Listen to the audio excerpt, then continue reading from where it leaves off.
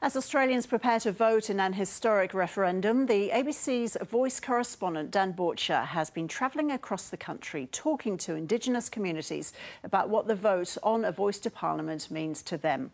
And he found communities ready and willing to say yes to the voice and others who are concerned the vote will divide the country. He also found Indigenous self-determination already at work. And Dan joins us now from Parliament House in Canberra. Very good to see you, Dan. So tell us more about the wide range of views that you found.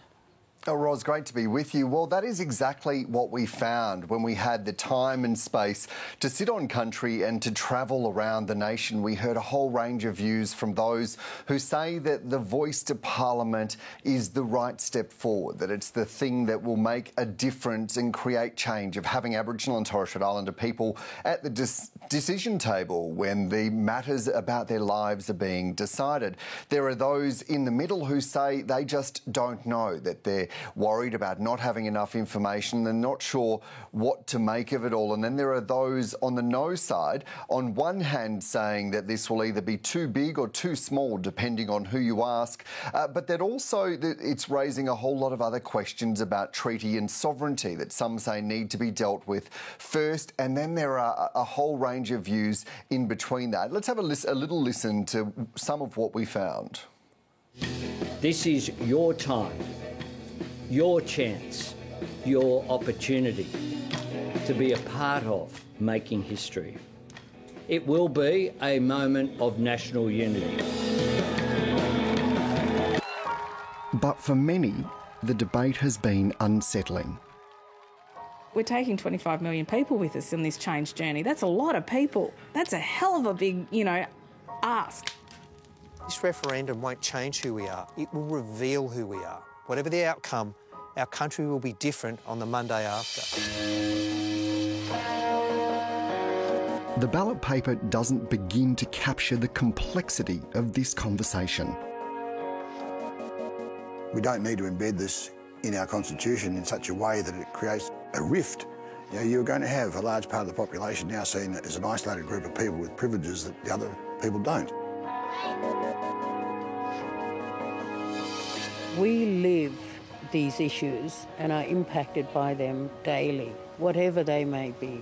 Child protection issues, justice issues, youth detention, youth incarceration, housing. It does not make sense any longer for others to be making those decisions without us.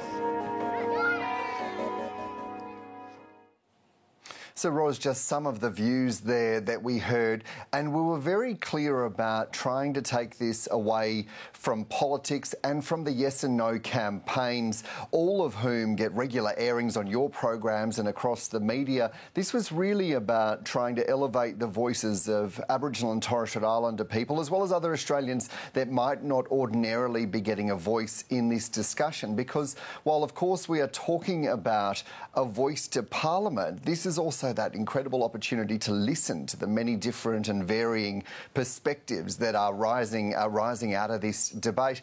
And when I talk in that clip about the complexity that is on the ballot paper, of course, the vote that we will all decide on will be yes or no on that ballot paper to the constitutional amendment that has gone through this Parliament already. But what is also happening is that we are seeing bigger conversations about our past and the very challenging elements of our history, not with a view about apportioning blame, but so that we can understand the impact of those policies and those events and how that has lingered on for so many, but also, Ros, about what it is like to be an Aboriginal and Torres Strait Islander person in Australia at the moment. So when I talk of complexity, it's about everything that's been raised throughout this debate.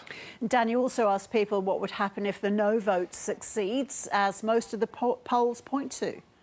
Yeah, I was very interested to find out from everyone that we sat down with, what does a yes vote mean? What does a no vote mean? For those on the yes side, they were saying, well, this is about that moment in time, about coming together, about understanding the next steps as a nation. For the no side, well, some say that they're worried this will be incredibly divisive and will set Australia back.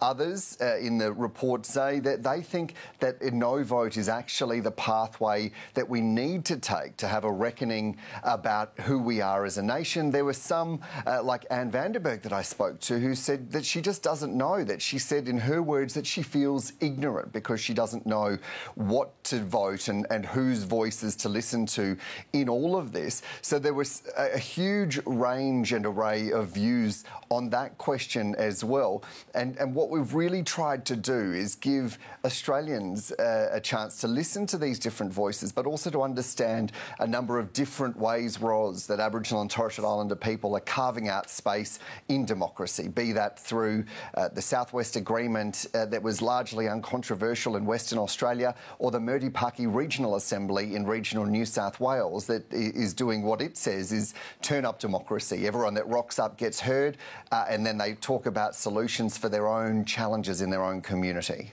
Dan, thank you. Thank you. And you can watch Dan's episode of Four Corners at 8:30 tonight on ABC TV or anytime on ABC iView.